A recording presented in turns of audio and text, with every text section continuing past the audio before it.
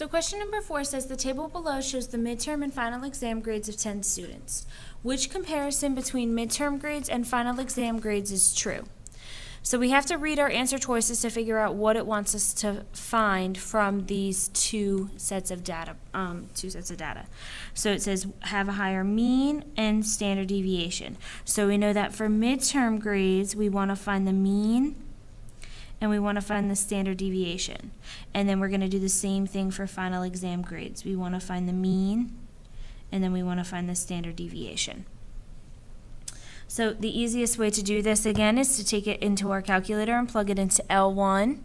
So once we have our data into L1, remember we hit Stat, go over to Calc, 1var Stats, and calculate. I already put the data in here.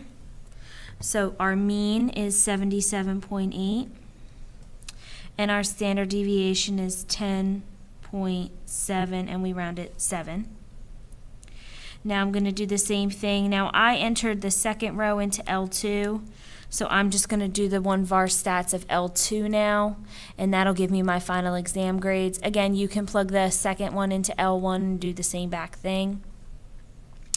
The mean is 78.9. Our standard deviation is 11.34.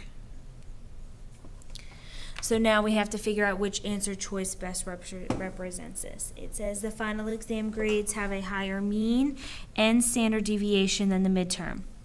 So this was our final exam grade. So yes, the final exam grade is higher and the standard deviation is higher.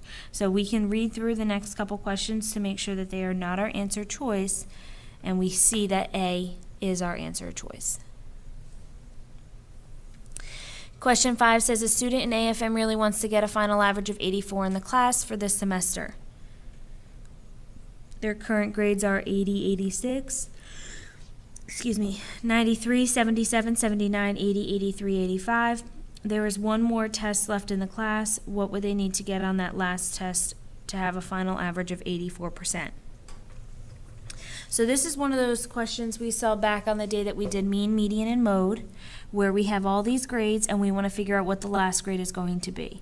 So we're going to add up all those grades together. So 80 plus 86 plus 93 plus 77, 79, 80, 83, and 85.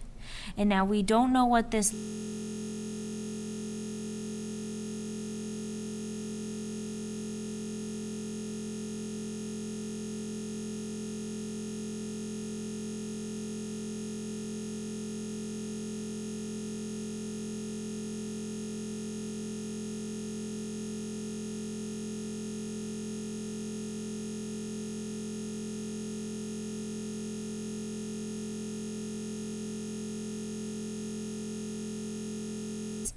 I'm going to add all these. I add up all these numbers. I've already done this math, okay, and it gives you 663.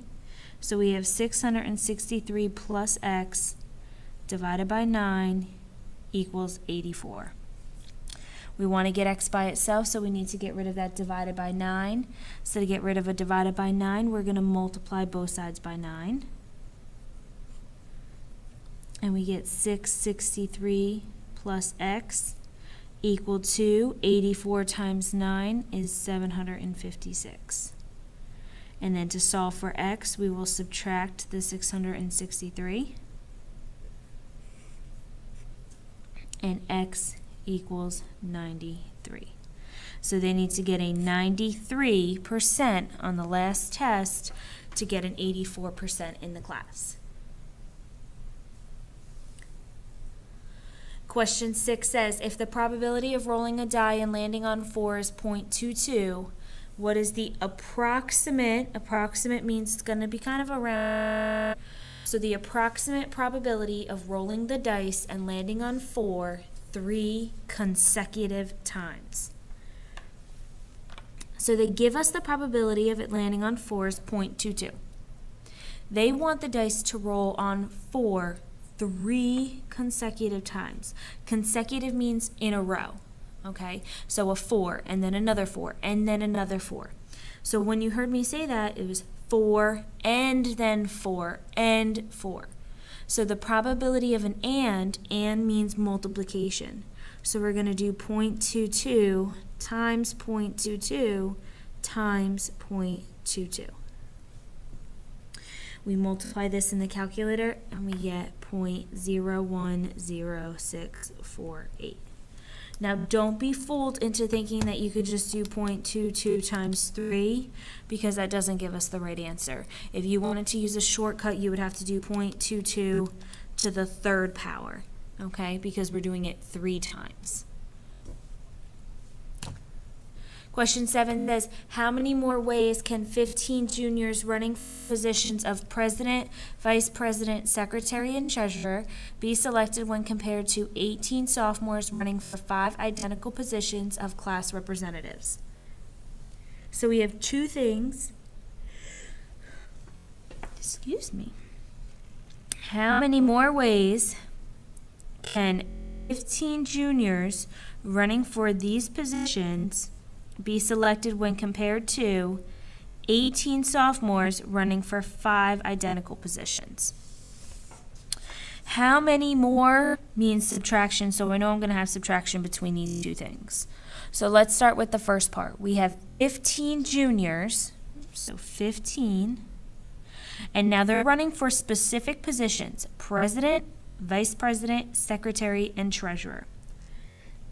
So in this part, order is important because it makes a difference if you're president or if you're the treasurer. So that's a notation, a P. There are 4 positions: president, vice president, secretary, and treasurer. So 15 P4. When compared to, we have 18 sophomores and we have 5 identical positions. So it doesn't matter the order in which they are chosen or what position they have, because all the positions are the same. So that's a combination. So we're going to do both of these in the calculator. 15. Remember, we hit math, go over to PROB, option 2, 4, and we get 32760. And then we do 18, math, PROB, this time, and CR, and 5. And we get 8568. And now we're going to subtract these 2 numbers. And we get 24,192.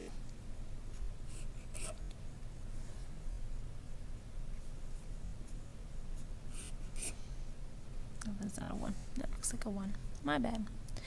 Question 8 says, a starting line for a hockey team should consist of 3 offensive players, 2 defensive players, and 1 goaltender. The coach has 18 offensive players, 8 defensive players, and 3 goaltenders from which to choose the starting line. How many unique starting lines can the coach create? So we want to figure out each individual player first, and then we're going to have to use that fundamental counting principle of multiplying these together so that we can figure out how many different ways altogether. So let's start with offensive players. We have 18 offensive players to choose from, so 18. The order in which I choose the players does not matter. It doesn't matter if you're the first offensive player or the third offensive player. So these are all going to be combinations because order is not important here. Now we have 8 defensive players, and we need to choose 2 of them. Okay. And we have 3 goaltenders, and we're going to choose 1 goaltender. So 18C3, we're going to plug it into our calculator just like we did before. You can pause the video now if you want and finish off this problem on your own to see how well you're doing. Your questions are going to look just like this, so you may want to. 8C2 gave us 28. 3C1 gives us 3. 816 times 28 times 3, 68,544.